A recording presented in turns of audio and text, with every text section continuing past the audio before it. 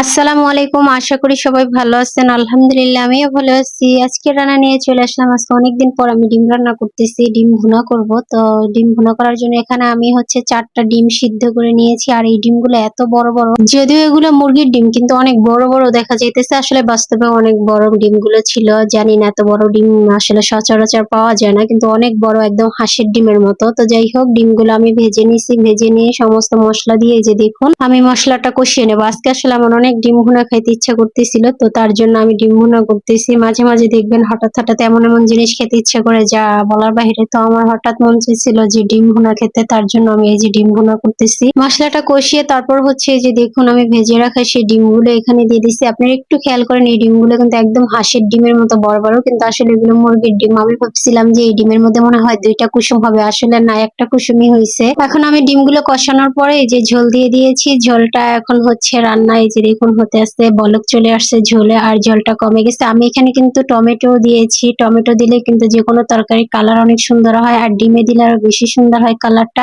ঝোলটাও শুকিয়ে গেছে। আমি এই মুহূর্তে এই যে দেখুন ধনিয়া পাতা দিয়ে দিলাম। দেশি ধনিয়া পাতার ঘ্রাণটা এত এত ভালো লাগে। এই পাতাগুলো একদম দেশি ধনিয়া পাতা। রান্না করার সময় কিন্তু এর ঘ্রাণটা অনেক অনেক ভালো লাগতেছিল। তো যাই হোক, এখন যতটুকু ঝোল আছে ততটুকু ঝোল আমি এই যে নেড়েচেড়ে একদম কমিয়ে ফেলবো, একদম ভুনা করে ফেলবো। সেই জন্য বারবার নেড়েচেড়ে দিচ্ছি যাতে করে নিচে লেগে না যায়। আর এই যে দেখুন, ডিমের কালারটা কিন্তু অনেক অনেক সুন্দর হয়েছে। আরো সুন্দর হবে যদি ঝোলটা একটু কমে যায়। আজকে আসলে আমি অন্যান্য তরকারিও রান্না করেছি, কিন্তু আমার যেহেতু ডিম খেতে ইচ্ছে করতেছিল, তাই আমি আপনাদের সাথে ডিমের ভিডিওটাই শেয়ার করলাম। তো যাই হোক, এই যে দেখুন, ঝোলটা যত কমে আসতেছে এর কালারটা কিন্তু তত বেশি সুন্দর হইতেছে। আর আমার হাজবেন্ডেরও অনেক অনেক ডিম পছন্দ। যদিও আমি যখন বাইরে ছিলাম তখন মাঝে মাঝে কিন্তু ডিম ভুনা করতাম, কারণ আমার হাজবেন্ডের খুবই পছন্দ ছিল, আর আমারও খুব ভালো লাগে। তো যাই হোক, এই যে দেখেন তেল কিন্তু উপরে চলে আসছে, আর এখন কিন্তু কালারটা অনেক অনেক সুন্দর লাগতেছে। আর ডিম ভুনায় কিন্তু একটু মশলার পরিমাণ বেশি দিতে হয়, এতে করে